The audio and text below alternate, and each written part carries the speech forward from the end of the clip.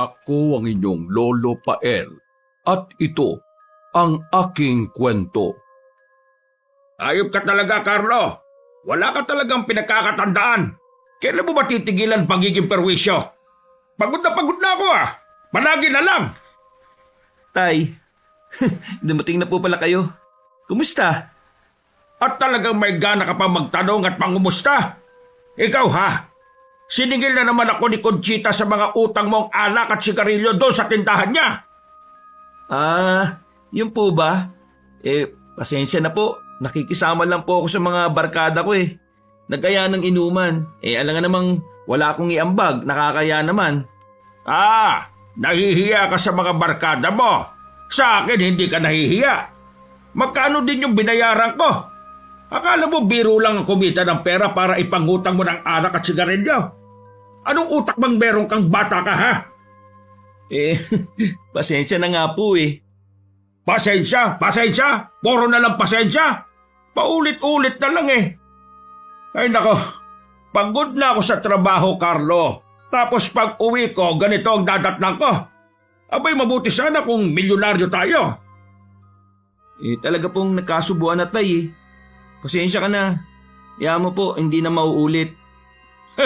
Ang sarap mong sapaking bata ka eh. Puwisit ka. Hindi mo ba naisip na yung perang yun para sa kapatid mong nag-aaral? May babayaran sila sa eskwelahan. Ngayon, saan ako kukuha ng ibibigay ko sa kanya? Tay, hindi ko nga sinasadya. Gusto ko lang namang mapasaya yung mga kabarkada ko. Kaya ako nagawa yun. Barkada? Yang mga barkada mo, nandyan lang yan pag may pakinabang sila sa'yo. Pero kapag wala ka nagmaibigay, tignan natin kung may tutulong pa sa'yo. Anong klaseng anak ka, Carlo? Ako na nga nagtatrabaho araw-araw para sa inyo. Tapos, ganyan pang igaganti mo? Hindi na nga po mauulit, tay. Bigyan nyo na lang po ako ng pagkakataon. Magbabago na ako. Promise. Nakuuto ka bang hayop ka? Ilang beses na kitang pinagbibigyan, Pero anong ginagawa mo? Binabaliwala mo lang. Sige na. Babayaran ko na lang po yung naibayad nyo sa tindahan. At saan ka kukuha ng pera mo, Aber? Ako nang bahala dun. Didiskarte na lang po ko. Huwag na ho kayo mag-alala. Diskarte? Sa anong paraan? Gagawa ka ng hindi mabuti, Hindi po. Susubukan ko pong manghiram muna sa kabarkada ko. O kaya naman sasama ako sa kanila sa mga lakad nila. May pinagkakakitaan kasi yung mga yon at inaaya nga po nila ako Ay, siguraduhin mo lang na legal lahat ng trabaho ng mga yan, Dahil kung hindi, baka hindi na kita kayanin. Pababayaan kita, Carlo. Opo, itay. Ito sasabihin ko sa iyong bata ka, Ang gusto ko makita na sa gawa ang lahat ng sinasabi mo, hindi puro salita. Para sa pamilya mo, hindi para sa mga kaibigan mong walang kwenta. Pambira naman kayo, tayo. Huwag naman kayong ganyan magsalita sa kanila. Wala naman po silang ginagawa masama sa inyo Talagang ipinagtatanggol ba pa, Alam mo ba kung gaano kabigat ang pinagdaraanan ko sa araw-araw? Mula umaga hanggang gabi. Nabibilad ako sa init. Napupuno ng alikabok ang baga ko para lang may maipakain sa inyo. Pero anong ginagawa mo? Ginagawa mong biro ang hirap ko. Tay, sige na nga ho. Ang bira naman Babayaran na nga Saka, hayaan nyo. Last na talaga to. Magbabago na ako. Gusto mo magbago? Ilang beses mo nang sinabi yan Ilang beses na akong naniwala. Pero anong balik mo sa amin? Utang, kahihiyan, at sakit ng ulo. Kapag namatay ako ng maaga, nako, ikaw ang dahilan. Pasensya na nga po. Carlo, sa tuwing binabaliwala mo ang hirap namin ng nanay mo, para mo na rin sinasaktan kami. Alam mo ba kung gaano kahirap makita ang nanay mo na naglalaban ng bundok na dami? Umiiyak sa gabi dahil sa mga pinaghahagawa mo. Habang ako, hindi na halos makakain sa pagod para lang maibigay ang pangangailangan ninyo. Pero ikaw, parang wala kang pakialam Masyado na po ba akong nagiging pabigat sa inyo, tay? Obligasyon ko na ibigay lahat ng mga pangangailangan mo, kaya hindi ka pabigat. Pero yung ginagawa mo, yun ang mabigat. Alam mo bang nasisira na ang pamilya mo dahil sa mga kalokohan na yan? Alam mo ba kung gaano kahirap marinig ang mga tao sa labas na nilalait ang pamilya natin ng dahil sa'yo? Anak kita, hindi kita pinalaki ng ganito. Bakit naman po masisira? Porque alak at sigarilyo lang naman. Hindi naman ako nang-aagrabyado ng ibang tao Yung mga chismosa na yan, sila ang walang magawa sa buhay at walang masabing hindi maganda sa kapwa. Sobra na talaga sila Nananahimik lang po ako pero nasasaktan din naman ako sa mga walang kwenta nilang komento. Ha! Nasasaktan ka. Pero kami ng nanay mo, hindi mo ba naisip na nasasaktan din kami? Magtino ka naman anak. Dahil kung hindi, baka dumating ang araw na ako na mismo ang bibitaw sa iyo. Hindi dahil hindi kita mahal, kundi dahil napagod na ako sa pagiging pasaway mo. Natahimik si Carlo sa sinabing yun ng kanyang ama. Halata ang bigat ng pinipigilang emosyon sa kanyang mga mata. Nakakuyom ang kanyang mga palad. May bahid ng pawis ang kanyang noo na dulot ng tensyon sa pagitan nila. Nakakagat din niya ang kanyang mga labi at namumula ang kanyang pisngi. Hindi dahil sa galit kundi sa halo ng hiya at lungkot sa mga salitang kanyang naririnig. Nagbabadya ang luha sa kanyang mga mata pero pilit niya itong nilalabanan dahil ayaw niyang magmukhang mahina sa harap ng ama. Si Carlo ay 17 taong gulang na. Tumigil siya sa pag-aaral noong nakaraang taon pa dahil sa hilig niya sa pakikipagbarkada. Sa halip na magpatuloy sa pagtupad ng kanyang mga pangarap, mas pinili niyang ubusin ang oras sa paglilibang kasama ang kanyang mga kaibigan. Madalas siyang nakikitang nakatambay sa mga lugar kung saan nagsasama-sama ang kanyang grupo. Kilala siya bilang pasaway sa kanilang barangay at sa kanyang pamilya. Hindi niya siniseryoso ang mga paalala ng kanyang mga magulang at palaging ipinapakita ang pagiging matigas ang ulo. Bagamat malambot ang puso ng kanyang ina at tatay sa kanya, si Carlo ay tila wala ng pakialam sa sakripisyo ng kanyang mga magulang. Sa kabila ng kanyang kabataan at potensyal, natatabunan nito ng kanyang mga maling desisyon at pagiging mapusok. Sige na, kain na. Hindi ko gusto na nagugutom ka. Maski puro sakit ng ulo ang ibinibigay mo. Salamat po, tay. Nasaan po pala yung kapatid ko, saka si nanay? Oh, tingnan mo. Hindi mo na alam kung nasaan sila. Dahil dyan sa utak mo, palagi mga kabarkada mo ang laman. Ay nako, andun sila sa bahay ng amo niya. Inimbitahan sila kasi birthday ng anak. Paniguradong busog na mga yon, kaya tayo na lang muna ang kakain dito. Sige po, ako na po ang maghahain ng pagkain. Sige, kumuha ka ng plato at 1 piraso ng mangkok. Pagsaluan na natin tong 2 piraso ng pritong manok. Opo, sige po. Sige na, dalihan mo na. At nagugutom na rin ako. Hindi naman kami pinamerienda nung nagpagawa ng bahay. Masyadong kuripot. Ginugutom yung mga trabahador niya. Ito na po, tay. Sige na po, kain na po kayo. Kakain na rin po ako. Anak, hindi ka ba natatakot sa akin? Po? Alam mo kasi nung panahon namin, hindi ko magawang maging pasaway sa mga magulang ko Hindi dahil natatakot ako kundi dahil alam ko ang hirap nila. Yung tatay ko, karpintero. Yung nanay ko, tendera naman sa palengke. Mahirap lang din kami kaya ayaw kong mabigyan sila ng problema. Ganun po ba? Pero alam mo ba nung halos kasing edad mo ako, naglalako na ako ng pandesal tuwing madaling araw. Pagkatapos, diretso ako sa eskwela. Pag-uwi, tumutulong ako kay tatay sa paggawa ng upuan. Walang reklamo. Kahit pagod, kasi alam kong kailangan. Tapos ikaw tumatanda kang puro kalokohan ang inatupag. Ay si tatay, magsisimula na naman ng sermon. Kain na po muna tayo, mamaya na lang po yan.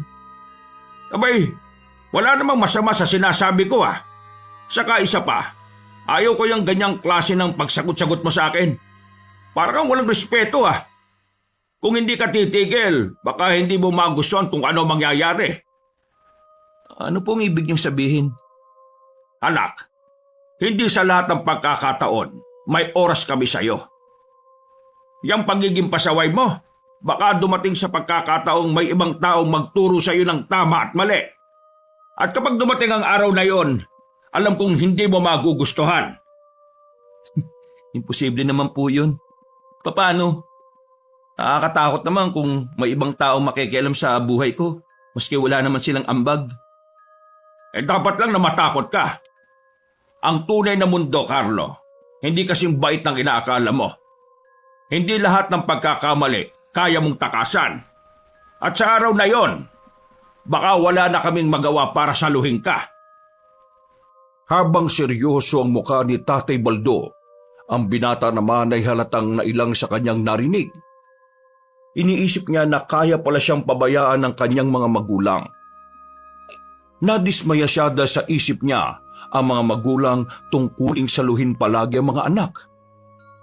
Kumunot ang kanyang noo at bahagya siyang lumabi. Labi naman kayo, Tay. Parang sobra naman ata yung sinasabi nyo. Saka hindi naman siguro mangyayari yun, no?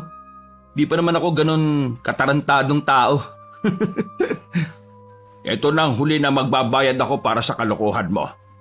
Kung gusto mong magpatuloy ng ganyan, bahala ka. Pero kapag may nangyari sa'yo, etong tandaan mo. Hindi lahat ng tao magpapatawad o magtatawid sa'yo tulad namin ng nanay mo. Hindi na nga po, Tay. Pangako po. Magbabago na ako. Hindi ko na po hayaang mapahiya kayo dahil sa akin. Hindi ko naman sinasabi ang mga sermong ito dahil sa inaani naming kahihiyan, anak. Sinasabi ko sa iyo to kasi ayokong mapahamak ka. Nang matapos na ang kanyang ama sa pagkain, tumayo ito mula sa mesa. Iniwan ang ginamit na pinggan at naglakad papunta sa balkon. Hawak nito ang isang piraso ng sigarilyo, ngunit hindi niya ito sinindihan. Samantala, si Carlo ay naiwan sa harap ng hapagkainan. Nakayuko siya. Nilalaro ang kutsara sa kanyang plato na tila malalim din na nag-iisip. Ngunit sa katotohanan, iniisip lang talaga niya ay kung paano niya maiiwasan na muling marinig ang sermon ng kanyang ama. Ay, si Tatay talaga. Ang daming sinasabi. Paulit-ulit lang naman. Parang lagi na lang akong may kasalanan. Akala mo naman, hindi ko natatandaan lahat ng sinasabi niya. Napakamot siya ng ulo. Pagkatapos ay tumayo para iligpit ang mga pinagkainang plato. Nang matapos ay naglakad na siya papasok sa kanyang kwarto. Ngunit bago makapasok, sinilip niya muna ang ama sa balkon. Nakatingin ito sa malayo na hawak pa rin ang walang sinding sigarilyo. Ay, basta oo na lang ako ng oo kapag nagalit uli. Pero hindi ako magbabago, no? Bakit naman ako magbabago? Minsan lang maging bata. Gagawin ko pa rin ang gusto ko. Pumasok na siya sa kanyang silid. Isinara ang pinto at nahiga. Samantala, si Tatay Baldo sa balkon ay tila nagdarasal ng tahimik. Ang kanyang mga mata ay puno ng pag-aalala. Alam niyang mahirap baguhin ang anak, ngunit umaasa siyang darating ang araw na matututo si Carlo. Kahit sa mahirap na paraan. Ilang araw ang nakalipas buhat na mag-usap silang mag-ama, ay nagkita-kita na naman ang magbabarkada. Nakatambay sila sa tindahan ni Aling Conching. Hawak ni Gary ang isang bote ng soft drinks habang si Boy naman ay abala sa pagkutkot ng sitsirya na libre na naman ni Carlo sa kanila. Samantala, ang binata naman ay nakasandal sa pader at nakikinig sa usapan ng dalawa. Ayain ka namin sa Biyernes sa pista doon kina Amado. Ha? Amado? Makikipista kayo sa kanila? Eh di ba't napakalayo nun, sabi nyo? Malayo, pero sulit naman daw. Mag-enjoy daw tayo doon. Kabisado nyo ba yung lugar? Madali na lang yun. Magtanong-tanong na lang tayo. Nako, alam niyo ba na sabi ni Amado, bumabaha doon ng libreng alak. Tsaka madami daw silang handa. Talagang pinaghahandaan nila ang pista. Maglilitsyon pa nga daw sila eh. Wala daw tayong ibang gagawin doon kundi kumain at uminom. At hindi lang yun. Madami daw magagandang dalaga dun. Baka doon na tayo makahanap ng majojowa. Langya ka. Anong jowa pinagsasabi mo? Ni hindi ka nga makabili ng sarili mong bote ng soft drinks eh. Mambababae ka pa. Oo, tama na yan. Baka mapikon niyang si Boy. Pero seryoso, totoo bang magaganda talaga ang mga babae doon? Baka naman yabang lang yun na kaibigan niyo ah. Alam niyo na, kwento lang para maging bida-bida. Aba, Bicolano mga yun pre. Alam mo naman ang mga dalagang Bicolana, di ba? Likas na magaganda ang mga yun. Diyan naman ako aayon sa sinabi mo, tol. Kaya ihanda na natin ang pangmalakasan natin pamorma. Pista dun. Di tayo pwedeng magmukhang basahan dun. Nakakainganyo nga naman pero napakalayo nun eh. Ilang oras tayong babiyahe. Eh mukhang mas matagal pa yata ang biyahe kaysa sa ilalagi natin dun. Di naman tayo pwede mag-overnight dun. Sino ba naman may sabing di tayo pwede mag-overnight dun? Malamang lasing tayo. Kailangan muna natin magpababa ng tama bago umuwi. Ano ka ba? Sigurado kung hindi ako papayagan ng mga magulang ko, no? Eh di, huwag ka magpaalam. Magpaliwanag ka na lang kapag nakauwi na tayo. Hindi pwede. Kailan lang sinermo na ako ni Erpat. Paniguradong baka bugbog sa sinturon na aabutin ko kapag sinuway ko ulit yun. Grabe ka naman. Parang bata pa rin ang trato sa'yo. Pero, seryoso pre. Hindi ka namin pipilitin kung talagang ayaw mo ah. Pero tandaan mo, minsan lang ang ganitong pagkakataon. Alam naman natin ang mga limitasyon natin eh. Di naman tayo gagawa ng masama. Ewan ko sa inyo. Parang ang gagaling yung magpaliwanag. Ako patuloy yung nagmumukhang kontrabida eh. Pero, paano naman tayo makakauwi kagad kung malasing tayo? Alam niyo naman, puro kayo yabang pero madaling matumba. Aba, ang kapal. Sino madali matumba? Hindi pa ako natutumba kahit kailan oh. Kaya kitang buhatin pa uwi. Kaya Carlo, huwag kang mag-alala. Oo na. Pero seryoso, magpapaalam muna ako bago ko sabihin kung makakasama ako o hindi. Nako, di ka papayagan sigurado nun. Alam mo naman kung gaano kainit ang dugo sa amin ng airpat mo. Magdesisyon ka na ngayon na. Huwag mo na munang isipin ang magiging galit ng tatay mo. Saka, hanggang puro salita lang naman yun eh. Ilang beses ka nang nagpapasaway, pero hindi ka naman niya pinagbubuhatan ng kamay, di ba? Kaya nga, wala naman na siyang magagawa pag tapos na eh. Ay nako, di nyo kilala tatay ko. Kapag nagagalit yon, grabe. Maski puro salita lang yun, grabe yung tumalak. Dahil pa nanay ko eh. Aba, mukhang nag-iba na ang ihip ng hangin ngayon ah. Tinatanggihan na tayo pre oh. Nakikinig na siya sa tatay niya. Tumigil ka nga dyan, boy. Kung makapagsalita, para kang walang tatay eh. Dapat respetuhin natin ang mga tatay. Huwag ganyan. Oh, sige na, sige na. Pasensya na, mali ako. Yan. Pero talaga bang ayaw mong sumama? Mas masaya kasi talaga kapag kasama ka eh. Yung buo ang barkada. Para kasing hindi masaya kapag may kulang. Sige na, sumama ka na. Total, minsan lang naman to eh. Kaya nga naman, Carlo. Sama ka na. Tsaka kung sakaling magalit man ang mga magulang mo sa'yo o sa atin, kaya na yan ng isang sorry. Wala din namang masama eh. Minsan lang tayo magsaya. Ay nako, sige na nga. Pero tandaan nyo kapag napasama tayo, kayong dalawang may kasalanan. Pre, relax ka lang. Basta sa Biyernes siguraduhin mong maganda suot mo. Ngayon pa lang, excited na akong makita kang umihirit sa mga dalaga dun. Huwag ka mag-alala, Carlo. Kami ang bahala sa'yo. Ay nako, bahala na nga. Siguraduhin lang na sulit ang biyahe natin Sabay-sabay silang tumawa habang nagbibiruan. Sa isip ni Carlo, Kahit papaano, natutuwa rin siya sa ideya ng isang araw na puro kasiyahan. 10:00 ng Biyernes, habang umiinom ng kape si Tatay Baldo, nakita niyang dumaan si Carlo na bagong ligo at nakapustura. Mukhang may lakad ka. Nakabihis ka eh. Ano, saan ka pupunta? Po, maghahanap lang po sana ng trabaho. Kahit anong sideline lang. Baka may makita ako. Talaga ba? Mukhang bihis na bihis ka naman para lang maghanap ng sideline. Sigurado ka ba dyan sa sinasabi mo? Opo naman, maghahanap po talaga ako ng trabaho. Saan ka ba mag-a-apply? Naka-polo shirt ka pa at sporting na pantalon Kung diyan ka lang naman sa tabi-tabi maghahanap ng sideline na sinasabi mo, pwede ka namang naka-t-shirt at shirt lang Ewan ko po sa inyo, Tay.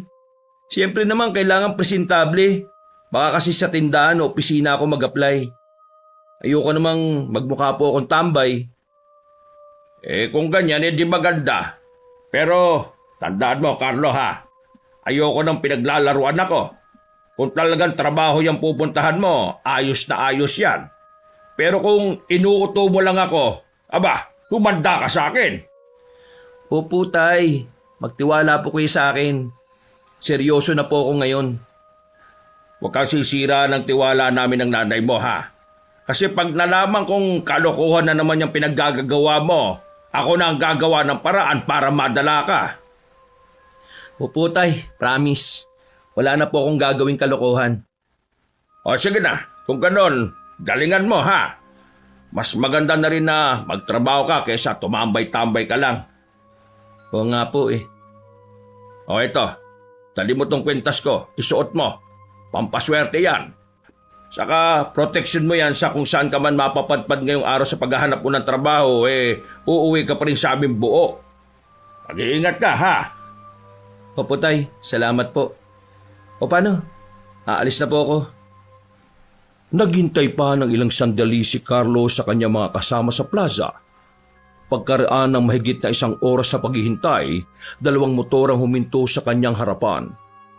Yun ang gagamitin nilang sasakyan para sa kanilang biyahe. Alam ni Carlo na pagmamay-ari yun ng mga magulang ng kanyang mga kaibigan. Ngunit sigurado siyang hindi ito ipinaalam ng dalawa. O kung ipinaalam man nila, malamang na tulad niya, nautulang nila ang mga yon para pahiramin lang ng motor. Lalo na't si Boy ay tulad pa lang niyang minor de edad. Si Gary ay 19 na taong gulang na, pero maski nasa tamang edad ay wala namang lisensya. Si Carlo ay umangkas kay Gary, habang si Boy ang nagmamaneho ng isa pang motor. Masaya ang kanilang biyahe. Punong-puno ng kwentuhan, tawanan at kung ano-ano pang trip na naiisipan nilang gawin sa daan. Parang isang joyride ang nangyari sa kanila, lalo na't medyo malayo rin ang lugar ni Amado, ang kaibigan nilang pupuntahan.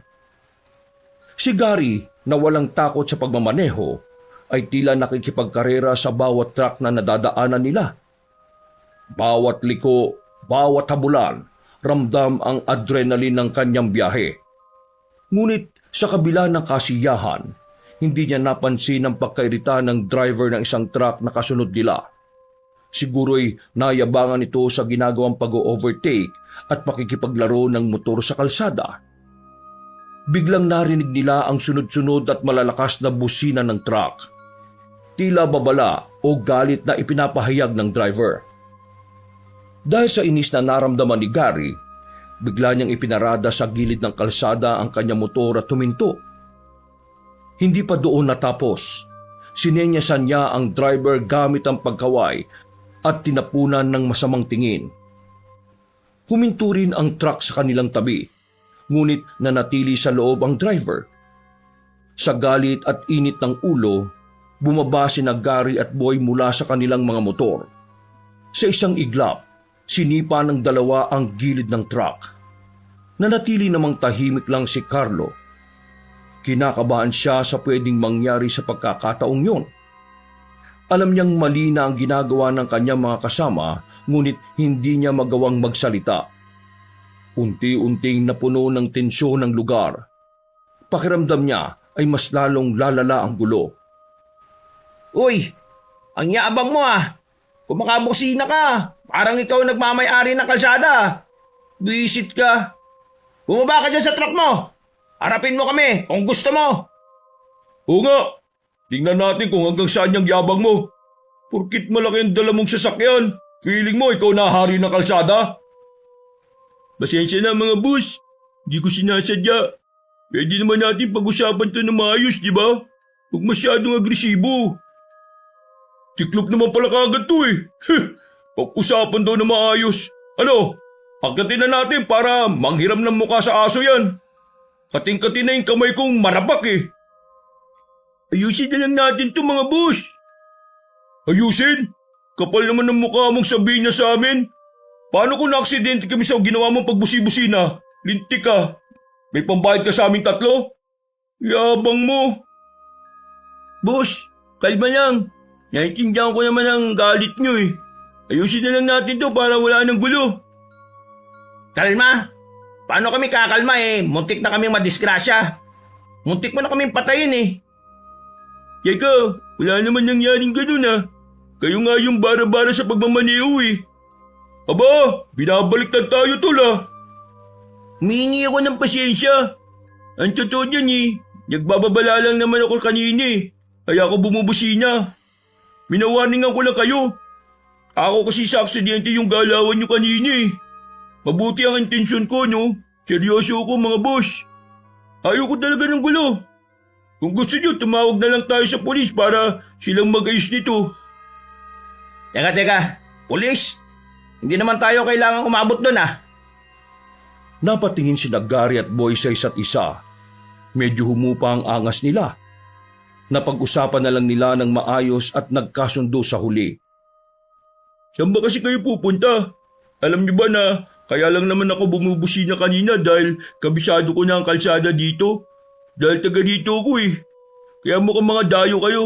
Kaya hindi nyo alam na accident prone tong area na to. Diyan sa may bandang unahan, madulas at makitid ang kalsada dyan. May pupuntahan lang kaming kaibigan, makikipista kami. Ba, ayos yan. Sino kaibigan ang tinutukoy nyo? Baka kilala ko. Amado pangalan niya. Ano, kilala mo? Ngayon lang kasi kami pupunta sa kanila eh. Kaya di namin masyado alam kung paano pumunta sa kanila.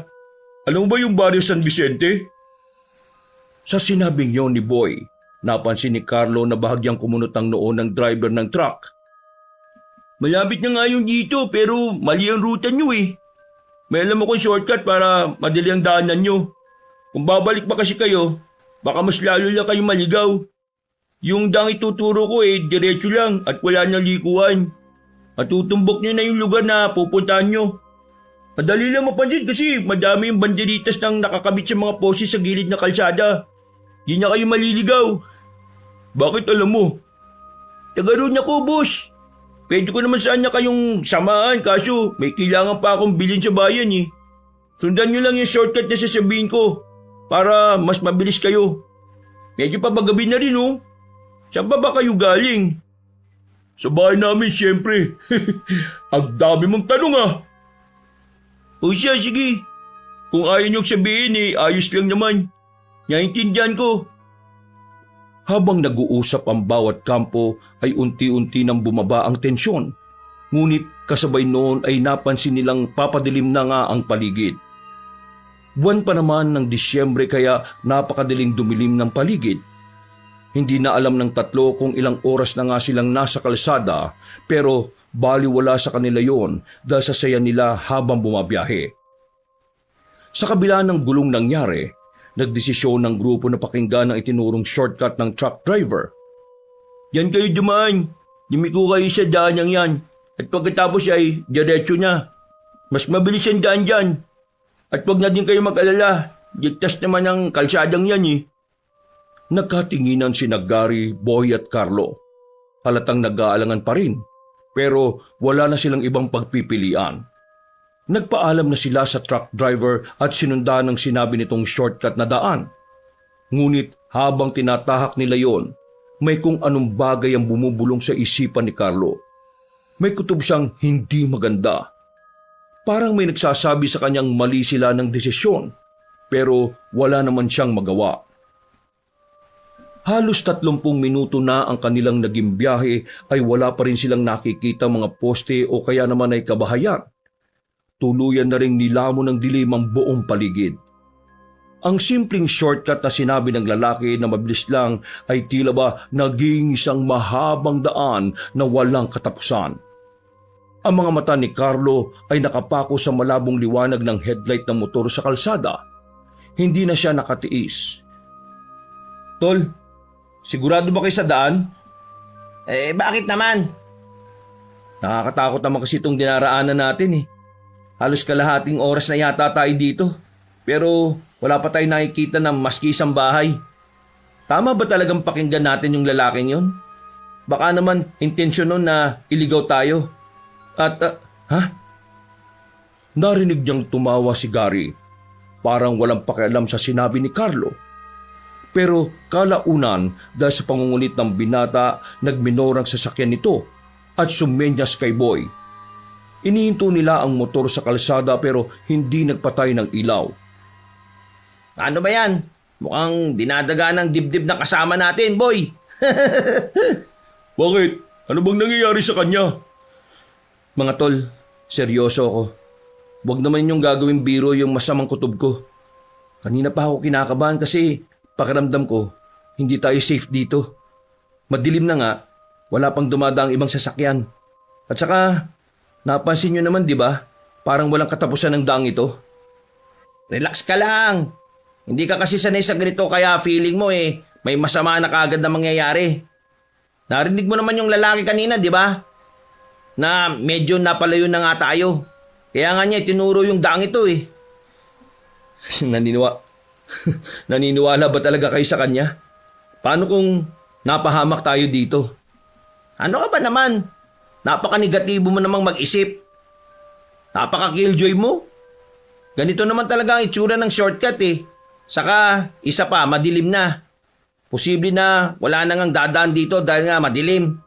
Pero, hindi naman ibig sabihin nun delikado na kagad Oo nga, overthink ka malala. Grabe ka tol. Bumaba sa motor si Carlo at naglakad ng kaunti. Pinagmasdan ng paligid ng kalsada. Iniisip kung ano ang susunod na gagawin.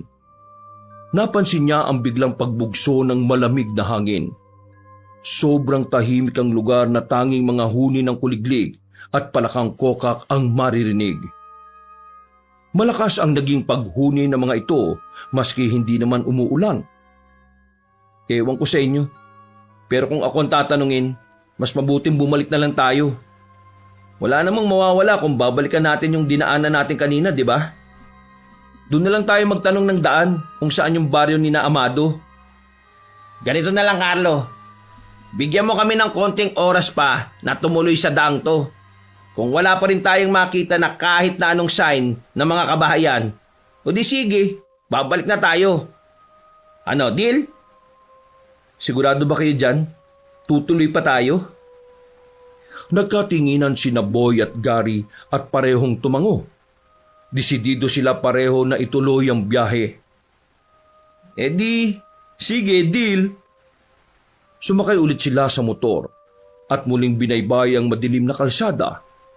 Tahimik lang silang lahat at walang gustong umimik. Lahat ay nakatuon ng pansin sa daan. Habang papalayo sila ng papalayo, mas nagiging madilim ang paligid. Hanggang sa di kalayuan, napansinan nila na parang may ilaw na kumikislap-kislap. Biglang napukaw ang atensyon nila doon. Nadaanan na rin nila ang unang poste ng kuryente. Ayan na, malapit na tayo. Ay, salamat naman, sa wakas. Ilang sandali pa, narating din nila ang baryo na sinasabi ng driver. Ligtas at buo. Kahit na naging tensyonado ang naging biyahe nila, masaya sila na sa wakas ay narating na nila ang kanilang destinasyon. Habang papalapit ang grupo sa baryo, unti-unting nagbago ang paligid. Ang madilim at tahimik na kalsada ay napalitan ng masiglang tanawin. Sa mga gilid ng daan, nakasabit ang makukulay na banderitas na nakakabit sa mga punong kahoy. Ang mga pose ng ilaw ay pinalamutian ng mga dekorasyon gawa sa papel at tela na sumasayaw sa ihip ng hangin. Sa bawat sulok, makikita ang mga taong abala sa paghahanda. May ilan na nagwawalis at naglilinis ng mga nagkalat na dahon ng nyog, habang iba naman ay nagdidekorasyon gamit ang nilala ng mga dahon na mas lalong nagbigay ng kulay at masayang tanawin. Ang buong baryo ay tila naghahanda sa isang malaki at magarbong okasyon. Naamoy na rin nila ang halimuyak ng mga nilulutong pagkain na sumasama sa simoy ng hangin. Nakaramdam ng ginhawa at kapanatagan ng tatlo nang makita ang mga yon sa paligid. Tumigil sila upang magtanong kung saan matatagpuan ang bahay ni na Amado. Isang matanda ang tumuro sa kanila sa direksyon ng isang sementadong bahay na napapalibutan ng magaganda at maayos na mga halaman. Pagdating nila sa lugar, napansin nila na abalang-abala ang mga taong naroroon sa bakuran. Maraming kababaihan ang naghihiwa ng mga rikado para sa mga pagkaing inihahanda. Sa kabilang bahagi, may mga kalalakihan namang nagbubuhat ng mahabang lamesa papunta sa malawak na bakuran. Sumasama sa simoy ng hangin ang masarap na amoy ng mga nilulutong pagkain na nagbigay sa kanila ng ideya na isang engranding handaan ang nagaganap. Habang pinagmamasdan nila ang paligid, napansin nila na malawak ang bakuran ni na Amado at malamansyon ng bahay. Ito ang may pinakamalaking bahay sa baryo at mahahalatang marangya. Grabe, ang lawak ng bakuran nila. Parang buong basketball court na yung kasya dito eh. Akalain mo yun? Napakayaman pala ng ungas na yun. Mukhang gusgusin lang nung nakilala natin siya eh. Kaya nga. Hindi kaya ibang bahay itong napuntahan natin? Baka naman may kapangalan lang si Amado at di naman ito ang bahay nila. Nakakaya kapag nagkataon. Imposible naman yun. Di ba't sinabi naman ng matanda kanina na wala namang iba na nagngangalang Amado, kundi yung binata lang na nakatira dito? Ang laki ng bahay, parang mansyon. Tapos, tingnan mo oh, may mga dekorasyon pa kahit sa bakuran. Ang gara talaga. Mukha ngang mayaman talaga ang pamilya ni Gary ah. Hindi ko ini-expect na ganito kagandang lugar nila. Kaya pala malakas ang loob na mag-aya ang loko. May ipagmamalaki naman pala. Tama nga yung sinabi niya na puro kain at inom lang ang gagawin natin dito. Tingnan nyo oh, napakaraming niluto. Mukhang hindi basta-basta ang pamilya niya. Sa tingin ko, sila ang pinakamayaman sa baryong to eh. Malamang, kita niyo naman yung mga dinaanan natin bahay kanina, di ba? Mga gawa sa pawid at kawayan. May ilang simentado pero maliliit lang. Saglit silang tumahimik at inikot ang mga mata sa kabuuan ng paligid. Sa bandang gilid, napansin nilang nagsisimula ng mag-inuman ng ilang kalalakihan. Masaya silang nagkukwentuhan at nagtatawanan habang nagbubukas ng mga bote ng serbesa. Huminto ang grupo sa harap ng malaking pintuan ng bahay at naghintay ng paglabas ni Amado. Subalit, imbis na si Amado ang lumabas, isang magandang ginang ang bumungad sa kanila. Nakangiti itong humarap at magiliw na kinausap ang grupo. Magandang araw sa inyo. Kayo ba ang mga kaibigan ni Amado? Kami po. Pasensya na po kung ngayon lang po kami nakarating. Walang problema. Halika, tumuloy kayo. Kanina ko pa kayo hinihintay. Binuksan ng ginang ng mas maluwagang pintuan at inanyayahan ang grupo na pumasok. Nang nasa loob na sila, ay hindi maiwasan ng isa't isa na humanga sa mga bagay na kanilang nakikita. Grabe, ang sosyal pati dito sa loob. Tingnan mo yung mga gamit nila oh. Parang mga imported. Sigurado ko, mahal yung mga yan. Pasensya na, medyo magulo. Abala kasi kami sa paghahanda para sa pista bukas. Ay, hindi po. Ang ganda nga po ng bahay niyo eh. At ang daming handa sa labas. Maraming salamat. Gusto talaga naming masiguro na magiging masaya ang selebrasyon para sa lahat.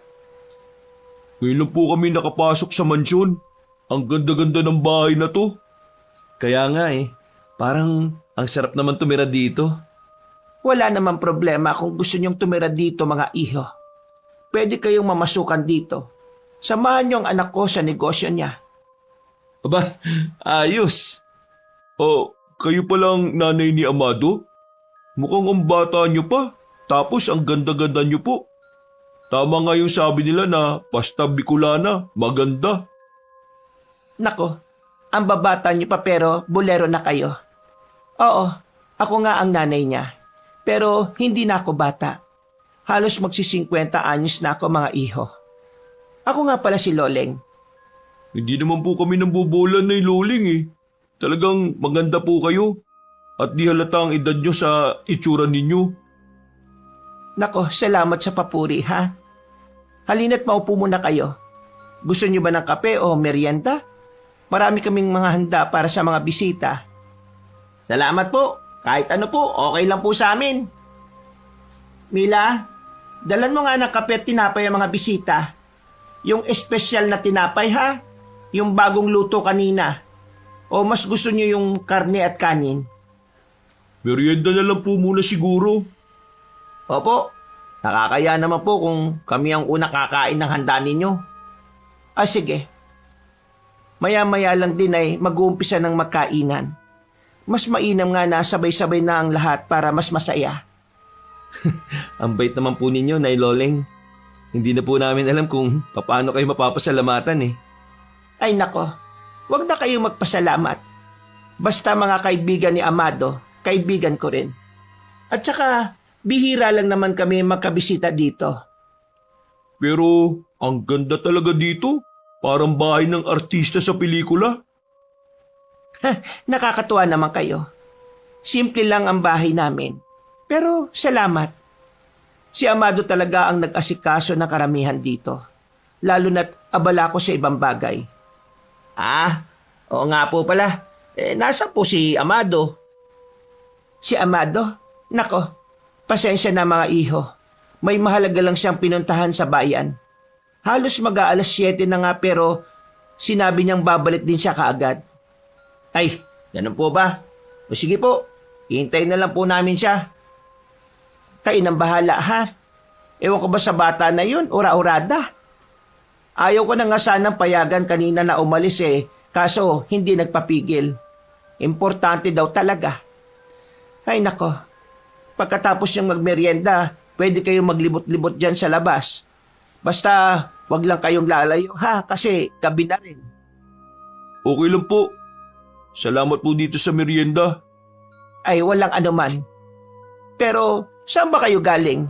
Mukhang malayo-layo ang biyahe nyo. Malayo po talaga. Inabot po kami ng halos 4 na oras sa biyahe. Ay, ganun ba? Abay, siguradong pagod na pagod kayo niyan. Kaya nga po, medyo nakakapagod po talaga. Nakapagpaalam ba kayo sa mga magulang ninyo? Siguradong dito na kayo matutulog niyan. Ay, sa totoo lang po, iba po yung paalam namin sa mga magulang namin Ang sabi po namin, maghahanap po kami ng trabaho. Hindi po nila alam dito kami pupunta at makikipiesta. Nako, masama ang ginawa niyong pagsisinungaling sa mga magulang ninyo. Paano kung may masamang mangyari sa inyo sa daan? Sa tingin niyo, mahahanap kayo kaagad ng mga magulang ninyo? Di naman po kasi nila kami papayagan kapag di kami nagsinungaling Oo, pero di pa rin tama yung ginawa niyo. Kaso, nandito na kayo. Wala naman kayong pagpipilian kundi manatili muna rito. Hindi na kayo pwedeng bumiyahe ng gabi. Mabuti pa, pagkatapos niyong magmerienda, magpahinga muna kayo sa taas. Ipapatawag ko na lang kayo kapag dumating na si Amado para makakain kayo ng masarap na hapunan. Sige po, salamat po. Ang swerte naman ni Amado sa inyo. Ang bait-bait niyo pong nanay. Nagpatuloy sa pagkain ng merienda ang tatlo habang masaya silang nakikipag-usap sa nanay ni Amado. Ang magiliw na ginang ay hindi lang mahusay makiharap sa mga bisita, kundi marunong din sumabay sa kanilang mga biro. Ang kanyang madalas na pagtawa at magaan na pakikitungo ay nagdulot ng kasiyahan sa kanilang grupo. Habang nasa kalagitnaan ng kanilang usapan, biglang napakunot ng noo si Carlo. Sa kalmadong paligid may narinig siyang tila hindi pangkaraniwang tunog. Isang sigaw ng babae na sinundan ng malakas na mga sigaw ng mga tao na tila tuwang-tuwa. Napalingon siya sa direksyon ng ingay. Pasensya na po pero parang may narinig akong sumisigaw sa labas Ano po kaya yun? Baka narinig mo yung saya ng mga kabataan sa kabilang bahagi ng baryo.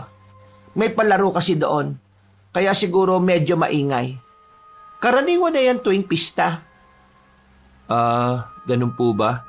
Akala ko kasi may nangyari ng kung ano Palaro lang pala. Huwag ka mag-alala, iho. Masaya lang talaga ang mga tao dito kapag may pista. Makakasama kasi ang lahat. Bata, matanda. Pero kung gusto niyong makita, pwede naman kayong sumilip sa plaza. Pwede kayong sumali sa mga palaro nila. Ito talaga si Carlo, masyadong nerbyoso Ano bang akala mo nung marinig mo yung ingay na yon? Siguro nasa isip mo, may kinakatay na tao no? Naku, sorry po kung corny po itong kaibigan namin. Wala yon. Normal lang naman yung naging reaksyon niya. Basta kung ano man ang marinig nyo dito, bahagi lang yon ng pagdiriwang ng pista. Wala kayong dapat na ikatakot. Ayos na ba, iho? Ayos ka na? Inilapat ni Nanay Loling ang kamay niya sa likod ni Carlo bilang tanda ng pag-aalala. Ngunit bigla niyang binawi ang kanyang kamay at makikita sa kanyang muka ang labis na pagkabigla. Nakakunot ang noo nitong nakatitig sa binata. May problema po ba? Wala iho. Pasensya na. May naisip lang ako bigla. Mukhang nagulat po kayo Naku, wag na wag po ninyong hinahawakan niyang si Carlo. May sariling linya ng kuryente yung katawan niyan Ako man minsan, kapag bigla kong nahahawakan yan, parang nakukuryente na lang ako bigla Meron pong tawag dun sa science subject namin. O sige, total, pabida ka. Ano yung tawag doon kung talagang nakikinig ka sa teacher mo noon sa science? Static electricity. Yun di ba? Yan yung kapag nagkaroon ka ng friction tapos nakakakuryente. Kala mo Uy, matalino ko no? Ayaw lang akong pag-aralin kasi mas gusto ng tatay kong walang pangarap at matulad ako sa kanya na tambay at palainom sa kanto. Matalino. Sigurado ka ba dyan sa sinasabi mo na static electricity? Parang mali naman Ano bang ginagawa mo, Carlo? Uy, kinikis-kis mo ba siya sa sahig kaya ka nakukuryente? Basta, alam ko, tama ako. Science yun Kaya nga kapag hinahawakan mo si Carlo ng biglaan mararamdaman mo yun. Ano ba yan, boy? Parang ako na yata ang generator ng barangay natin sa kwento mo. Ay nako, makukulit pala talaga kayo, Totoo nga yung kwento ng anak ko tungkol sa inyo. Hindi naman ako nakuryente. Ganito talaga ako minsan, parang bigla na lang nagugulat maski wala namang dahilan. Natakot ka ba, Carlo? Hindi naman po. Ayos lang po ako. Ayos lang po talaga yan. Talagang totoo may kuryente yan Paano kasi sa tatay niya na minsan naging albularyo sa baryo namin. Kaso, nag-full-time na maging construction worker at hindi na ng gamot. Uy, ano ka ba naman, boy? Di ka ba nahiya? Maski ba naman yung kwentong yan kinukwento mo pa kay Nanay Loling? Walang problema sa akin yon, anak. Pero, totoo ba yung sabi niya? Albularyo yung tatay mo dati. Ibig sabihin marunong siya sa mga bagay na hindi pangkaraniwan? Opo. Pero matagal na pong huminto si tatay sa ganun Sabi niya, mas mabuti raw na tumutok na lang siya sa ibang trabaho para sa kinabukasan namin. Na hindi po niya pinahalagahan. Alam mo, sana nagkapalit na lang tayo ng magulang Ako gusto ko mag-aral pero ayaw ng tatay ko. Pero ikaw, gusto kang pag-aralin, ayaw mo naman. Alam mo, kung nagkapalit tayo ng magulang, ganito pa rin ang ending natin. Huwag kang mangarap na magbabago tayo ng kapalaran dahil lang sa nagkapalit tayo ng magulang. Birds tayo eh. Same birds with the same feather. Habang nagtatawanan ng tatlo at patuloy sa pagbibiruan, agad na napansin ni Carlo ang biglang pananahimik ni Nanay Loleng. Para itong biglang nagmamasid at sinusuri ang bawat isa sa kanila, lalo na kay Carlo. Napansin din ng binata na biglang nagbago ang kanyang mood. Nay, ba't parang bigla kayong sumeryoso? Masyado na po ba kaming maingay? May nasabi po ba kaming hindi tama o hindi nyo nagustuhan? Ay, wala naman, iho. Napapaisip lang ako. Kasi, ang mga albularyo, di ba, may kakayaan silang makita o maramdaman ng mga bagay na hindi pangkaraniwan. Nagmana ka ba sa tatay mo, Carlo? Naku, Nay. Huwag niyo na pong tanongin niya si Carlo. Wala pong alam yan. Kaya ayaw nga mag-aral eh. Sira ulo. Huwag mo akong malitin, no? Nay, huwag kayong magpapaniwala dyan, ha? Pero ang totoo po, wala talaga akong alam sa mga gawain ng isang albularyo. Ayaw din naman akong turuan ng tatay ko noon.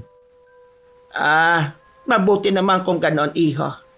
Pero kung sakaling may maramdaman kang kakaiba habang nandito kayo sa baryo, sabihin mo lang, ha?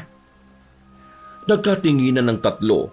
Tila nagtataka ngunit sinubukang huwag masyadong intindihin ang sinabi ng ginang. Nagpatuloy sila sa pagkain at biruan. Ngunit si Carlo ay hindi maiwasang isipin ang biglang pagbabago sa kilos ni Nanay Loleng. Ay sige na, kumain lang kayo, ha? Yung kwarto nyo, doon lang sa itaas yung pangatlong kwarto doon. Magpahinga muna kayo habang wala pa si Amado. Ipapatawag ko na lang kayo, ha? Kailangan ko nang lumabas para tingnan yung paghahanda. Sige po, Nanay Loleng. O sige, kayo na munang bahala rito. Pagkatapos nilang kumain, tumayo ang tatlo at nagsimulang umakyat sa hagdan upang hanapin ang kanilang silid. Habang paakyat, nagkatinginan sina Carlo, Gary at Boy nang makita ang mahabang pasilyo sa itaas na may magkakatapat na pinto. Akala ko ba pangatlong silid? 6 na pinto naman pala ang meron dito. Oo nga eh. Parang walang sinabi si Nanay Loleng na eksaktong kaliwa o kanan. Alin dito yung pangatlo? Umpisahan mong magbilang dito sa kanan sa unahan. Tanga! Paano ka nakakasiguro sa kanan dapat magbilang? Paano kung sa kaliwa o sa dulo nagsimula? Baka lahat ng pinto pwedeng maging pangatlo kapag binilang mo mula sa makakabilang dulo. Subukan na lang kaya nating silipin parehas. Yung pangatlo at yung katapat na pinto sa dulo. Ano sa tingin nyo? Naku, nakakaya naman, no? Baka mamaya, isa sa mga silid na yan may natutulog o kaya may ginagawang milagro. Tapos, bigla natin bubuksan at bigla din tayong papasok. Mapagkamalan pa tayong magnanakaw eh. Di kumatok tayo. Pati ba naman pinto po problemahin natin? Ang dami na nangyayari maghapon, no? Tama ng stress. Tapos may sasagot o kaya kakatok pabalik pero walang tao. Oh!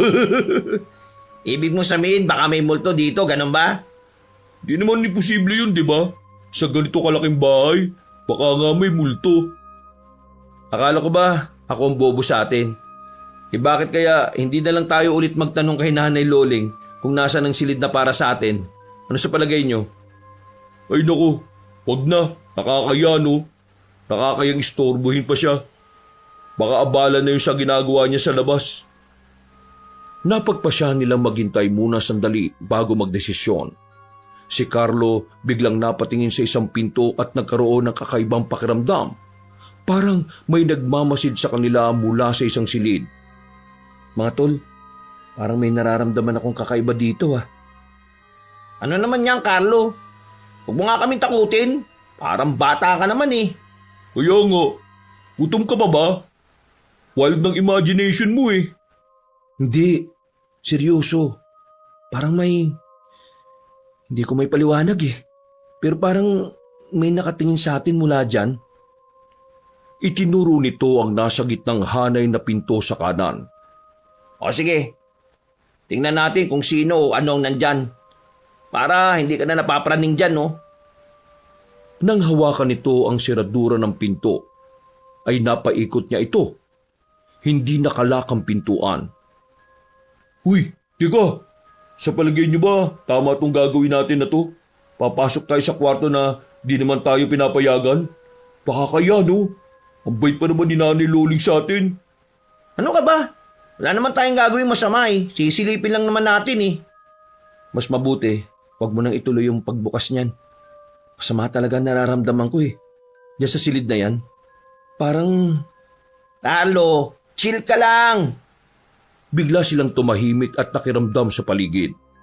Maya-maya ay tuluyan na ngang sinilip ni Gary ang loob ng silid pero madilim ito. Walang ilaw, ang dilim. Boy, kapain mo yung switch ng ilaw. Aba, bakit ako? Kung na lang kaya, tapang-tapangan ka dyan eh. Nagkibit balikat ang lalaki sa sinabi ni Boy. Siya na ang gumawa. Kinapa niya ang pader malapit sa pinto at nakapa niya ang switch pero bago pa niya mabuksan yon ay isang malamig na bagay ang tila humawak sa kanyang kamay. Bigla niyang binawi ang kamay dahil sa gulat. Oh, bakit? May kuryente ka na rin ba tulad nitong si Carlo? Wala pa. Gonggong. Nagulat lang ako dun sa switch. Nang nasindihan na ang ilaw, halos sabay-sabay silang napasilip. May naririnig silang tila tunog ng nahuhulog na tubig sa timba. Tul, ano yun? Isa ka din eh. Pinagtitripan niyo ba akong dalawa ha? Huwag na nga kayo maingay. Mamaya mahuli pa tayo dito eh. May kumakalis ko sa banda ron eh. Halika, tingnan natin. wag na. Mabuti pa tara na. Ano ka ba? Daga lang yun. Masyado naman kayo mga nerbyoso. Seryoso ba kayo? Parang di naman yung tunog ng isang dagalang eh. Muling nagkaroon ng kaluskos. Mas malakas kaysa sa unang narinig ni Boy. Nagkatinginan silang tatlo at napatingin sa bahagi ng silid na natatakpan ng isang malaking kurtina. Wala naman tao dito eh. Kasi kung may tao dito kanina pa yan dapat lumabas at hinarap tayo. Sige nga, tingnan nga natin. Lumapit si Gary sa kurtina at sumilip. Sa una, hindi masyadong malinaw ang kanyang nakikita. Napansin niya na maraming bagay na nakadisplay sa loob. Tumigil ang kanyang paningin sa isang bagay na kakaiba sa silid na yon. Isang baliktad na krus na nakapako sa dingding. May mga nakita din siyang ulo ng mga hayop na pinatigas at ginawang display. Isang ulo ng baboy ramo ang kanyang kinatakutan. Bigla siyang napatras nang mapansin niyang biglang tila bumaling ang ulo nito sa kanyang kinatatayuan. Oh, bakit? Anong nakita mo sa loob? Ha? Wala. Tara na, alis na tayo dito.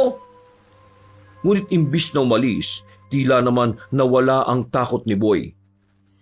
Bigla niyang hinila ang dalawa. Hinawi niya ang kurtina. Doon nga nila nakita ang mga bagay na nakakatakot. Sa gitna ng silid ay nakapako ang baliktad na krus. Bukod dito, napansin din niya ang mga kakaibang larawan na nakasabit sa dingding.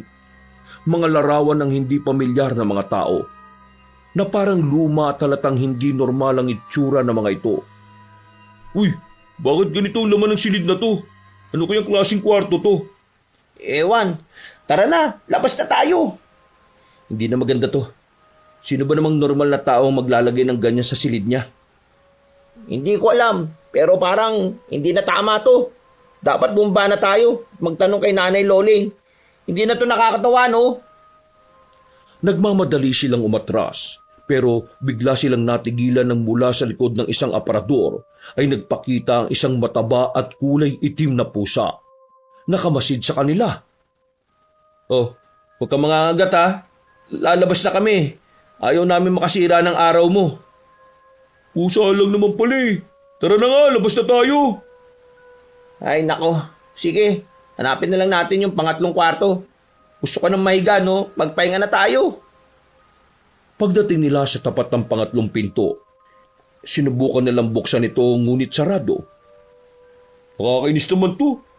Wala bang tamang pinto rito? Subukan natin yung katapat. Lumipat sila sa pinto sa kabila. Nang buksan ni Gary, tumunog ang siradura at unti-unting bumukas ang pinto. Sumilip sila sa loob at tumambad sa kanila ang isang kwarto na sadyang malinis at maaliwalas. Ang kwarto ay maluwag. May sahig na gawa sa makintab na kahoy. Sa gitna nito ay may malambot na kama na may puting bedsheet at makapal na kumot. Sa bawat gilid ng kama ay may maliit na mesa na may lampshade. Sa kaliwang bahagi ng silid ay may malaking bintana na natatakpan ng manipis na kurtina na pinapasok ng mahinang liwanag ng buwan. Sa sulok naman ay may maliit na aparador at isang upuang yari sa ratan. Ang paligid ay simple ngunit halatang maayos na inaalagaan. Ito na siguro yun. Tara na sa loob.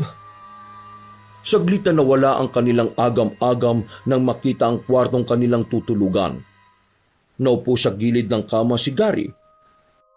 Wow! Ang lambot ng kama! Parang pang-hotel! Anong parang hotel? Bakit? Nakapasok ka na ba sa hotel? Yabang nito. Ikaw naman, para ka namang di nanonood ng pelikula eh. Palibasa, wala kayong TV. Ganito yung napapanood ka sa TV sa kama sa hotel, no? Saka pangmayaman. Sabagay. O siya, magpahinga muna tayo. Habang inaantay yung mokong na yun. Saka para may lakas tayo mamaya. Pagdamagang inuman to, sigurado ako. Mukhang ayos naman sa silid na to. Wala akong nararamdamang kakaiba. O tara na, maiga na tayo. Si Gary ay agad na dumapa sa kama. Si Boy naman ay sumandal sa upuan sa gilid, habang si Carlo ay nahiga sa dulo ng kama. Tahimik na iniisip ang mga nangyari kanina. Ilang sandali pa ay narinig nilang naghihilik na si Gary. Pambira naman tong Gary na to. Unang pagbagsak pa lang tulog na kagad. Hayaan mo na, wag na tayo maingay. Pagod yan eh. Gisingin na lang natin kapag dumating na yung kaibigan nyo. Ay, teka nga pala. Ano bang itsura ng kaibigan nyong yun? Siguro magandang lalaki siya, no? Maganda yung nanay eh. Di nga eh. Yung taong yun, may team saka pangit. Kaya nga, nagtataka ako kanina nung nagpakilala yung nanay niya eh. Siguro, ampun lang si Amado. Talaga ba? Siguro, kailangan din nating magpahinga. Mahaba pa ang gabi mamaya. Ilang sandali pa, unti-unting nanahimik ang kanilang usapan. Pareho silang nilamon ng antok at pagod. Biglang naalimpungatan si Carlo nang marinig niya ang ugong ng isang sasakyan sa labas. Biglang tila mas nag-ingay ang mga tao pagkatapos noon. Mas lumakas ang tawanan at masayang nag-usap-usap. Bumangon siya mula sa kama at dahan-dahang tumingin sa suot nitong relo. 12:00 na ng hating gabi. Baka si Amado na yun ah. Grabe, masyado naman siyang ginabi. Siguro, di natuloy yung inuman nito.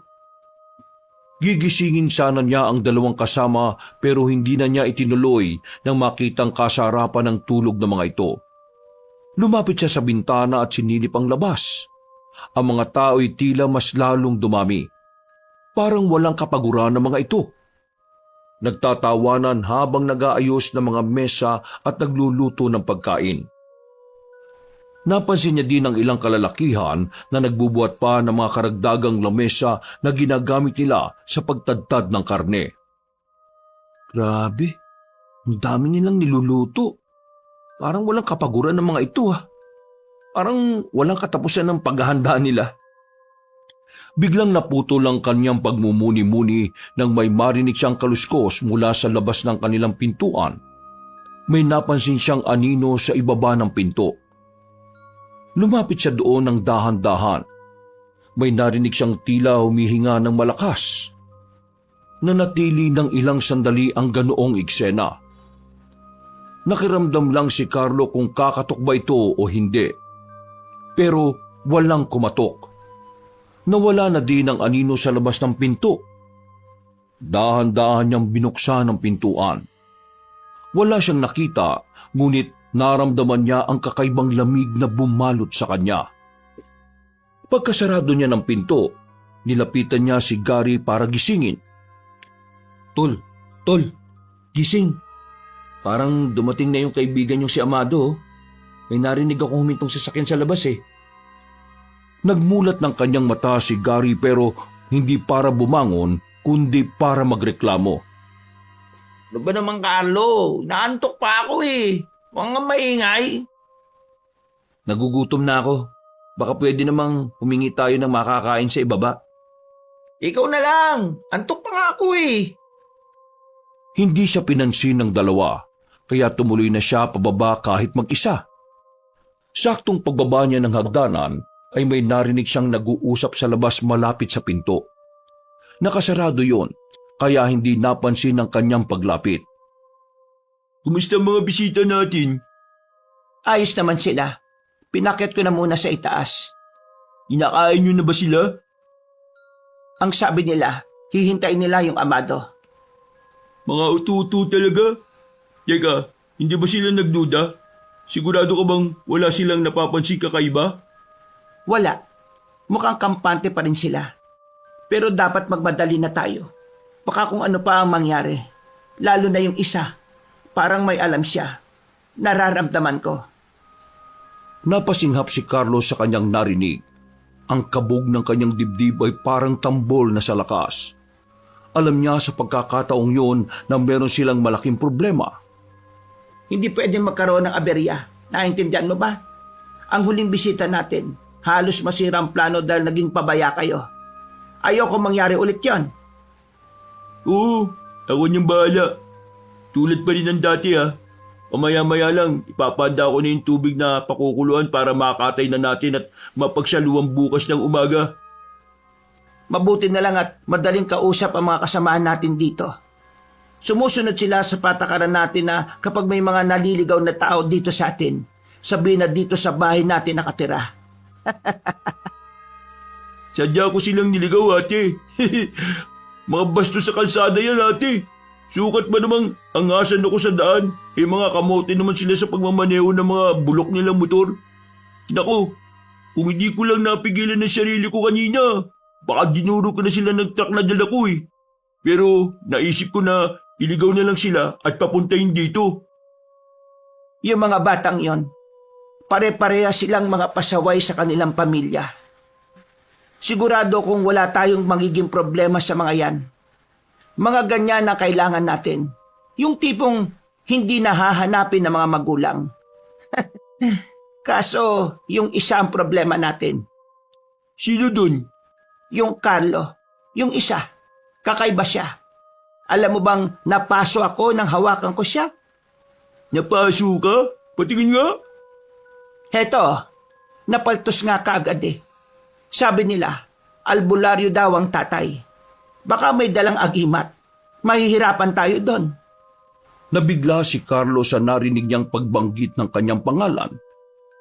Nakapa niya ang ipinasuot na kwintas ng kanyang ama sa kanya. Nagmamadali niyang sinubukan na umangat sa silid ng mga kasama pero aksidente niyang natapakan ang isang kalat sa sahig. Ano yon? May tao ba? Napatigil si Carlo. Halos hindi makahinga. Pero bago pa man bumukas ang pinto, mabilis na din siyang nakabawi at umakyat ng mabilis. Pagbalik sa kwarto, agad niyang nilakang pinto. Tiningnan niya si Gary at Boy na parehong himbing pa rin. Diyos ko, ano itong pinasok namin? Anong nangyayari? Biglang nanlamig si Carlo nang marinig ang siradura ng pintuan na tila dahan-dahang iniikot mula sa labas. Tumigil ang mundo niya sa bawat pag-ikot nito. Sa sobrang takot, mabilis na inayos ni Carlo ang sarili at nagkunwaring tulog. Pilit na pinapakalma ang mabilis niyang paghinga. Humiga siya sa tabi ni Gary. Isiniksik ang sarili sa gilid ng kama at ipinikit ang mga mata.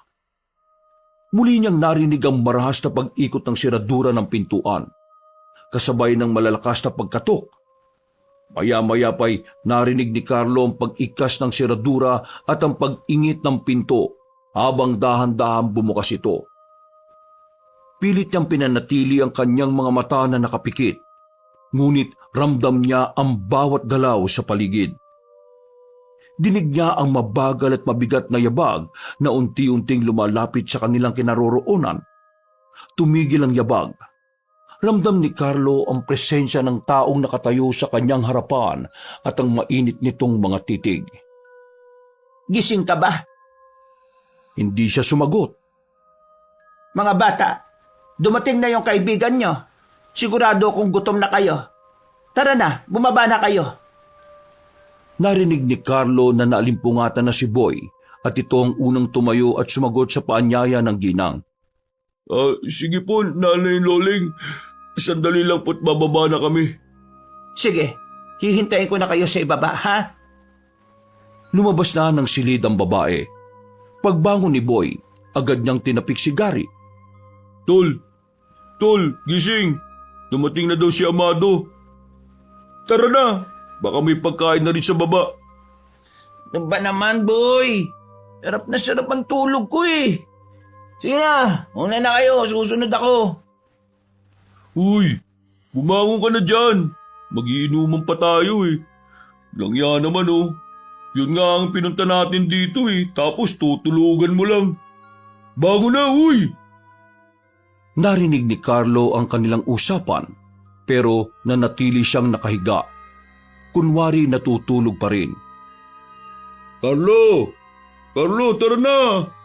Gutom na ako eh oh. Ito pa naman laging nauna kapag may pagkain. Nang masiguro na wala na ang ginang sa loob ng kanilang silid, bumangon siya at muli niyang isinarado ang kanilang pinto. Uy, makinig kayong dalawa. Kailangan nating umalis dito. Walang nakatirang amado sa bahay na to. Ha? Ano? Ano na naman yung sinasabi mo? Nananaginip ka ba yata eh? Hindi ako nananaginip. Bumaba na ako kanina at nahuli ko silang nag-uusap. Nabusesan ko yung lalaki, yung truck driver. Siya, totoong niligaw niya tayo dito. At bakit naman niya gagawin yun? Anong dahilan? Hindi pa ako sigurado pero may narinig ako kanina na parang sinasabi nila na tayo ang pandagdag nila. Tayo ang handa para sa pista. Ha? Naluloko ka na ba? Totoo nga sinasabi ko. Maniwala ka. Wala silang ipapakitang amado sa atin dito. Wala. Klaseng tao sila. Bakit naman nila tayo gagawing handa?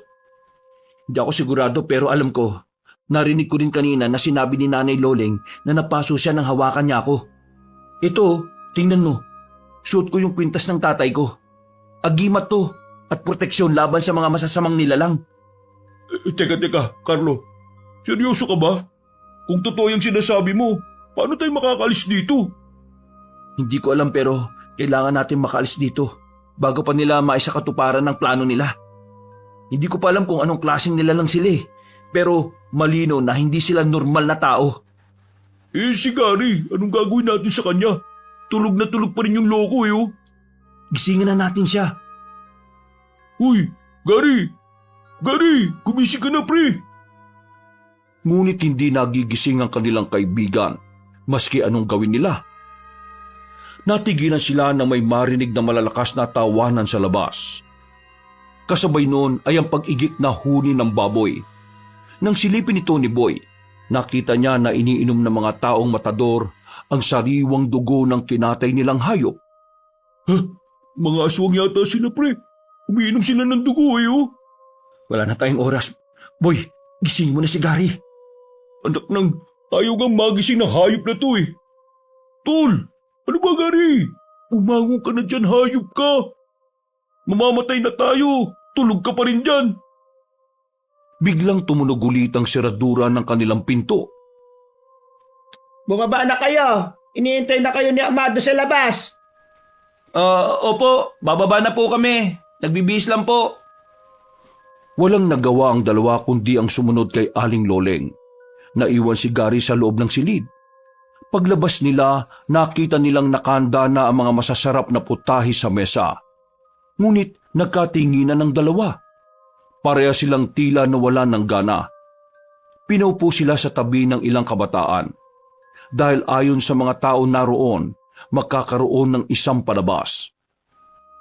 Maya-maya ay lumabas na ang mga babae at lalaki na sumasayaw sa ginawa nilang bulwagan. May mga katutubong instrumento din sila na siyang ginagamit nila sa tugtog. Magagaling ang mga sumasayaw, pero hindi yun ma-enjoy ng dalawa dahil abala sila sa pag-iisip kung papaano makakatakas sa lugar na yon. Habang nagbubulungan sina Carlo at Boy, biglang umingay ang bulwagan. Nawala ang mga mananayaw sa gitna at pumasok ang isang lalaking nakilala nila. Ang truck driver na nakaaway nila sa daan. Sa gitna ng bulwagan, hawak ng taong yun ang isang malaking usa at may hawak siyang isang mahabang espada. Ang usay ipinatong pahalang sa isang lamesa. Hinawakan ng dalawang lalaki habang tila naghahanda para sa isang ritual. Hindi makapaniwala si Carlo at Boy nang makita nilang biglang lumapit ang lalaki. Itinaas ang espada at walang pag-aalinlangang tinagpas ang ulo ng usa. Sigawan sa tuwa ang mga tao. Kasabay ng pagbagsak ng ulo ng usa, bumulwak ang dugo mula sa katawan nito. At habang nangingisay ang katawan ay nakita nilang lumapit ang mga mananayaw at sinahod ang dugo. Ininom itong sariwa. Gulat na gulat si Carlo. Munti ka na siyang mapasigaw. Ngunit bago niya magawa yon, biglang nagsalita ang isang taga roon. Bawal daw ang anumang klase ng ingay habang isinasagawa ang ritual. Napalunok si Carlo. Pilit na pigil ang kaba at pagkahilo sa nakikita. Sa gitna ng ritual, dinukot ng lalaki ang mga laman loob ng usa at isa-isa itong inilabas. Ang mga tao sa bulwagan ay pumila. Isa-isa nilang kinagat ang laman loob ng usa. Hindi kinaya ni Carlo ang eksena.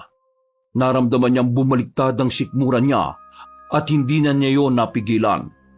Nagsuka siya sa sahig. Napansin niyang unti-unti nang lumilingon ng lahat sa direksyon nila. Tumigil ang lahat ng kilos sa bulwagan. Walang salita, walang ingay.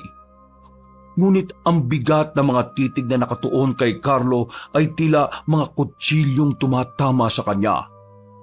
Sa gitna ng katahimikan, napansin niya yung truck driver na dahan-dahang ngumisi. Isang kakaibang ngiti na parabang nagbabanta.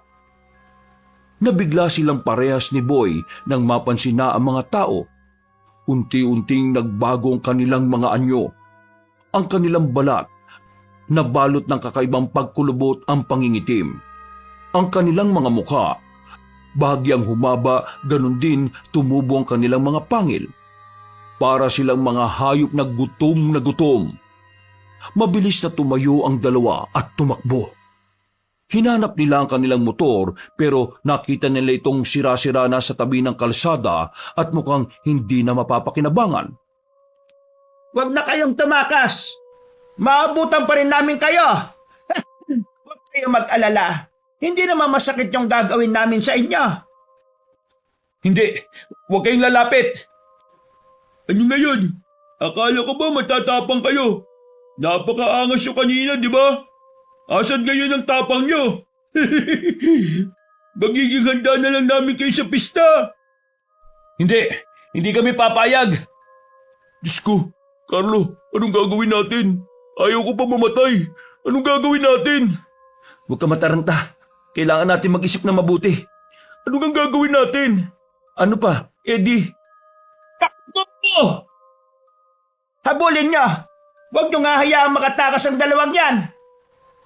Ako niyang bahaya sa kanila. Nagpatuloy lang sila sa pagtakbo. Ngunit sa kasawiang palad, biglang nadapa si Boy. Kunin siya! Hindi, ayoko. Carlo, tulungan mo ako! Tulungan mo ako! Dalian mo, tumayo ka dyan, bilis! Hindi ko na kaya, Carlo. Hindi ko kaya. Aray, napilayan ng pa ako. Mabilis na sumugod ang mga aswang. Hawak na nila si Boy na nanginginig sa takot. Carlo, tulungan mo ako! Tulungan mo ako! Ngunit hindi na magawang lumapit pa ni Carlo dahil napapaikutan na ng mga aswang ang kanyang kabarkada. Isang aswang ang nakalapit sa kanya mula sa likod pero nang hawakan siya nito, bigla itong tila napaso. Protektado siya. Ang kwintas, hindi natin siya mahawakan. Biglang narinig niya ang malakas na hiyaw ni Boy, pero hinahatak na siya palayo ng mga aswang. Carlo, huwag mo akong iwan! Tulungan mo ako! Boy, patawarin mo ako! Huwag! Para mo nagawa! Huwag mo akong iwan! Tulungan mo ako! Masakit man sa kanya pero nagdesisyon siyang iwan na lang ang kanyang kaibigan dahil alam niya na wala siyang magagawa para dito. Tumakbo siya na mabilis, palayo. At habang ginagawa yon, biglang sumagi sa kanyang isipan ang mga pangaral ng kanyang ama. Naalala niya ang huling sinabi nito na kailangan niyang umuwi ng buo. Ngunit sa pagkakataong yon, unti-unti na siyang nawala ng pag-asa. Dahil sa isang pagkakamali at pagsuway, baka hindi na makauwi maski kalahati ng kanyang katawan. Patawad po, Tay. Patawarin niyo kami. Umiiyak siya ng umiiyak habang tumatakbo. Masakit para sa kanya ang isiping kapag may nangyari sa kanilang masama, walang makakaalam kung anong trahedya ang kanilang sasapitin. Hindi ako pwedeng sumuko. Para sa tatay ko. Para sa pamilya ko. Kailangan ko lumaban. Kailangan ko makaligtas. Uuwi ako. Uuwi ako. Nang bahagya siyang makalayo, wala na siyang narinig na sumusunod. Pero labis ang takot na naramdaman niya nang marinig ang malalakas na alulong ng aso kung saan siya nanggaling. Napapikit siya at napausal ng paghingi ng tawad sa dalawa niyang kaibigan. Nagpatuloy siya sa pagtakbo hanggang sa nakarating siya sa isang baryo. Nakita niya sa bungad ang pangalan ng baryo, San Vicente. Doon pa lang nawala na siya ng malay. Pagmulat niya ng kanyang mga mata, napansin niyang nakaiga siya sa papag at nasa tabi niya ang isang lalaki na halos kay dadlang nila. Sino ka? Nasaan ako? Ako si Amado. Ikaw, sino ka? Amado? Ikaw yung kaibigan ni na Gary at Boy?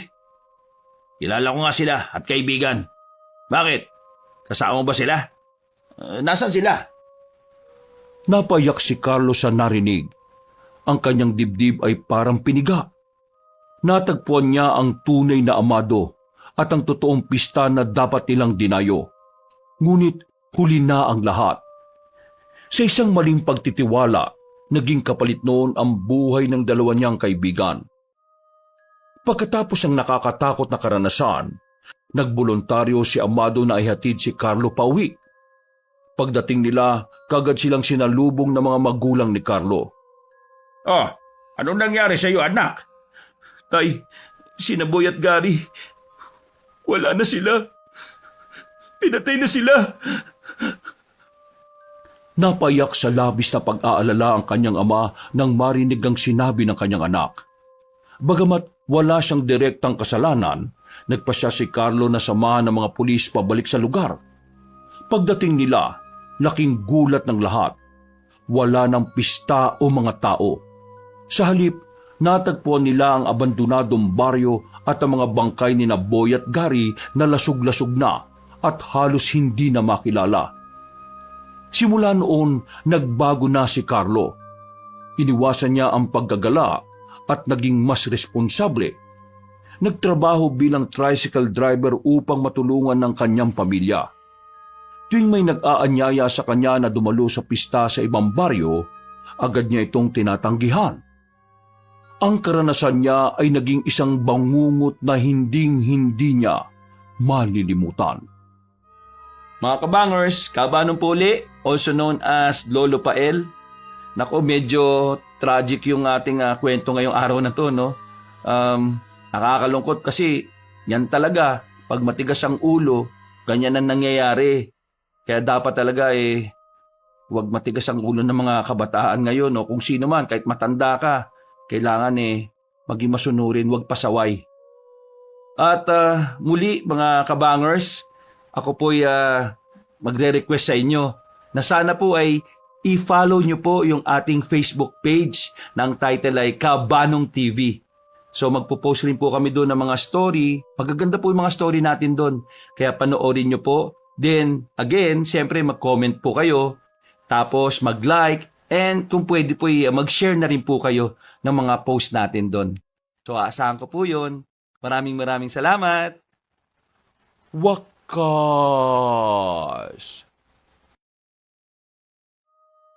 Ako ang inyong Lolo Pael.